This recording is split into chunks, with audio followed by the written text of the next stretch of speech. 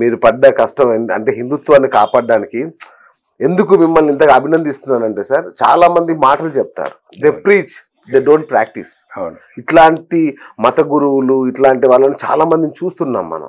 అలాంటిది సైలెంట్ గా మీరు ఏం ప్రచారం కోరుకోకుండా మీరు చేస్తున్న కష్టం చూశాక నాకు అనిపించింది. నిన్న మీరు ప్రెస్ మీట్ కూడా పెట్టారు హైదరాబాద్కి వచ్చి, అది చూశాక అనిపించింది అయ్యో ఒకసారి ఇలాంటివి కదా, ఇలాంటి వాళ్ళు కదా మనం మాట్లాడాలి అని.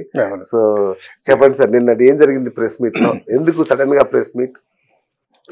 ఇప్పుడు లాస్ట్ 5 years నుంచి ఎక్కువ మనం మాట్లాడటం కుదరలేదండి. ఓకే. కాకపోతే మన దేశాన్ని మనం కాపాడుకునేది అందరు హిందువుల బాధ్యత ఉందండి. కాకపోతే మన హిందూస్ ఏమిటంటే, మన హిందూ మతం ఎంత గొప్పది, ఎంత హిస్టరీ ఉంది, ఎంత సైన్స్ ఉంది, ఎంత ఫిలాసఫీ ఉంది, ఎన్ని గ్రంథాలు ఉన్నాయి ఎవరికి తెలియదండి. అవును.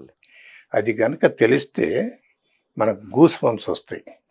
బాబా ఇటువంటి చరిత్ర ఉన్న భారతదేశం, ఇంత సంస్కృతి ఉన్న భారతదేశంలో మనం పుట్టాము, ఏదో మనం కాస్త మనం కూడా అందులో పాల్గొని మన సనాతన ధర్మాన్ని రక్షించాలి అనే ఉద్దేశం ఉన్నవాళ్ళు చాలా తక్కువ అండి. Correct sir. ఎందుకంటే దాని విలువ తెలవాలండి ఎవరైనా కాపాడుకోవాలంటే. రైట్. ఇప్పుడు మనందరికి తెలుసు ఏది బంగారం విలువ, పటక్కని పట్టుకుంటాం దాని పోనీ, అంతేగా. బట్ మన సంస్కృతి విలువ తెలిస్తే అంతకంటే ఎక్కువగా మీరు పట్టుకుంటారండి. ఎందుకంటే మీరు ఒకసారి తెలిస్తే, దాని తీపి తెలిస్తే ప్రతిరోజు ఇంక్రీజ్ అయిపోతుందండి ఆ యాపిటైట్. మీకు ఇంకా తినాలి, ఇంకా తినాలి, ఇంకా చదువుకోవాలి, ఇంకా నేర్చుకోవాలి, ఇంకా మనం పోరాడాలి అనే దృక్పథం వస్తుంది అన్నమాట. మీకు వచ్చిన ఈ దృక్పథం గురించి ఇంకొక మాట ప్రేక్షకులకు చెప్పాలి నేను.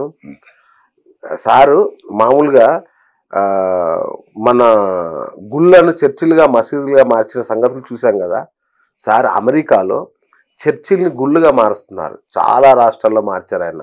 ఒకే ఒక్క మగాడు. నిజంగా ఈ ఒక్క పాయింట్ నేను చాలా ఇన్స్పైర్ అయ్యాను సార్.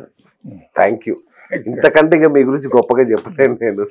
నేను 2006లో ఈ మన భారతదేశం వచ్చాను, విజయవాడలో కూర్చున్నాను. అది August 23 అండి. ఓకే. 7:23 ఈనాడు పేపర్ చదువుతున్నాను. రాజశేఖర్ రెడ్డి గారు జీవో 21 అని ఇచ్చారు. ఓకే. దాంతో ఏమిటంటే ఆయన crores of rupees ఇది కొత్త చర్చిలకి నిర్మాణానికి, పాత చర్చిల్ని పునరుద్ధరించాలనే ఉద్దేశంతో ఆయన జీవో 21 ఇచ్చారు. అది చదవంగానే నాకు ఒళ్ళు జలతరిచిపోయిందండి. అయ్యో, అంటే ఏంటంటే భారతదేశం సెక్యులర్ కంట్రీ అని కూడా అంటారు. ఓకే, మనకేం ప్రాబ్లం లేదండి, మన హిందూస్కి ఏది ప్రాబ్లం లేదు. కాకపోతే ఏమిటంటే మనమేం ఇంట్రెస్ట్ తీసుకోము ఏమండి, మనకేం ఆ ఫైటింగ్ యాటిట్యూడ్ లేదు. అంతా ఒకటే కదా, అందరం ఒకటే కదా, ఈ భావం ఒకటి. అది క్రిస్టియన్స్కి లేదు, ముస్లిమ్స్కి లేదు. మనకే ఈ జబ్బు ఏమిటంటే అందరూ అన్ని మతాలు ఒకళ్ళే అనేది జబ్బు ఒక హిందూస్దేనండి. ఇది ఇన్క్యూరబుల్ డిసీజ్. ఇది క్యాన్సర్ కన్నా డేంజరస్. అంటే స్కూళ్ళలో నూరిపోసారు. ఎందుకంటే ఎలా నూరిపోసారు? ఇండిపెండెన్స్ వచ్చిన తర్వాత 47లో first 5 education ministers were Muslims. They revised the whole curriculum అండి. Okay. So they demeaned all our kings. They glorified all the Islamic. ఔరంగజేబులు. అది ఆ మైండ్ సెట్ మనలో వచ్చేసింది. అది అదే కదా మనం చదివింది. ఏది చదివితే అది మనం సెక్యులర్ ఔరంగజేబు ఇట్లా ఈ పేర్లన్నీ విన్నాక ఓకే అంతా ఒకటే. అది ఒకటే. అది దాన్ని మనం డిస్ట్రాయ్ చేస్తాయిందండి. ఓకే. ఎందుకంటే వాళ్ళ ఉద్దేశం మన దేశాన్ని కాంకర్ చేయాలి, కన్వర్ట్ చేయాలని. ముస్లిమ్స్కి అదే, క్రిస్టియన్స్కి అదే. మనం మాత్రం లేదు మనం సమానత్వ భావం ఉండాలి, అందరినీ మనం జాగ్రత్తగా చూసుకోవాలి, అది ఇది అంటారు. బట్ వాళ్ళు మాత్రం అనరు. దయానంద సరస్వతి గారని ఆయన అబౌట్ 6-7 years కింద చనిపోయారు. ఆయనకి మన కోయంబత్తూరులో ఆశ్రమం ఉంది, తర్వాత యుఎస్లో కూడా ఒక ఆశ్రమం ఉంది. ఆయన చనిపోక ముందు ఏం చేశారు, అంతకుముందు ఒక 10 years మల్టీ ఫెయిత్ కాన్ఫరెన్స్లు అని పెడుతుండేవాళ్ళు అండి. అందరినీ తీసుకొచ్చేవాళ్ళు, అన్ని ఫెయిత్ వాళ్ళని, అండ్ క్రిస్టియన్స్, ముస్లిమ్స్, జైన్స్ అందరినీ. 10 years పనిచేశాడండి వాళ్ళతో. అయిన తర్వాత ఆయన ఏమన్నారంటే, let us pass one resolution, simple resolution, ఎందుకంటే మనం అందరం సమానత్వ భావం అంటున్నాం కదా అని.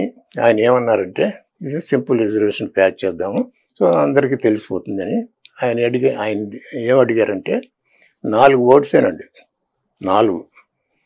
We respect all religions. We respect all religions. మంది సమానత్వం కదా. అంతేగా. Muslims, Christians said, get lost. We do not respect your religion. They did not pass that resolution. 10 years పనిచేశాడండి ఆయన.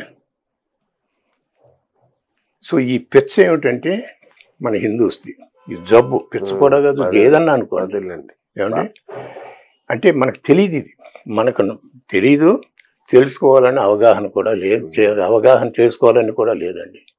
మన హిందూస్ ఎలా తయారయ్యామంటే, ఈరోజు నాకు ఎంత డబ్బులు వచ్చింది, డబ్బు డబ్బు డబ్బు తప్ప ఇంకా దేని గురించి ఆలోచించట్లేదు. ఆలోచించే వాళ్ళు కొంతమందే ఉన్నారు, కాకపోతే వాళ్ళు ఇంప్లిమెంట్ చేసి గ్రౌండ్ లెవెల్కి పోయి చేసేవాళ్ళు ఎక్కువ మంది లేరండి. కరెక్ట్. అయితే సార్ నేను ఒక్క మాట సార్, మీరు హిందువుల్ని బ్లేమ్ చేసే కంటే ఒక పరంపర ఉండాలి సార్. మీకు మీ నాన్నగారు నేర్పింది సంస్కారం ఇప్పుడు మీకు వచ్చింది, నాకు మా నాన్నగారు నేర్పారు, వాళ్ళ నాన్నకి వాళ్ళ నాన్న నేర్పారు. హిందువులకు ఇవన్నీ ఎవరు నేర్పాలి సార్? మీరు చెప్పింది 100% చెప్పలేదు. బట్ క్యాంట్ వి సీ ఏం జరుగుతుందని మనం గమనించట్లేదా? ఇప్పుడు మనకు తండ్రి తల్లిదండ్రులు చెప్పలేదు, అది ఒప్పుకున్నాం. వాళ్ళు చెప్పలేదు కదా అని కళ్ళు మూసుకుని కూర్చోం కదా. రేపొద్దున మన ఇంటికి ఎవరో వచ్చి మమ్మల్ని దూషిస్తుంటే మన తండ్రి నేను కొట్టొచ్చు అని చెప్పలేదు కాబట్టి రాయ్యా కొట్టు అంటామా? అనకూడదు కదా. సో ఏమవుతుంది, తెలివి ఏమైంది వీళ్ళకి మన హిందూస్కి? ఇప్పుడు చూడలేదా, 58 ముస్లిం కంట్రీస్ ఉన్నాయి కదా, అక్కడ హిందూ ఎవరన్నా పిక్చర్లు తీసిపోయి ఏమైనా వర్షిప్ చేయొచ్చా? పాకిస్తాన్లో ఒకప్పుడు 16-17% హిందూస్ ఉన్నారు కదా, ఇప్పుడు ఎన్ని 1000 కూడా లేరు. బంగ్లాదేశ్లో ఇప్పుడు మాకు 10 schools ఉన్నాయి, బాల సంస్కార కేంద్రాలు 10 ఉన్నాయండి. So we have one Swamiji who conducts all these things. మా వాళ్ళు 5 చచ్చిపోయారండి మొన్న లాస్ట్ 2 monthsలో. కళ్ళమ్మ నీళ్ళు వస్తుంది.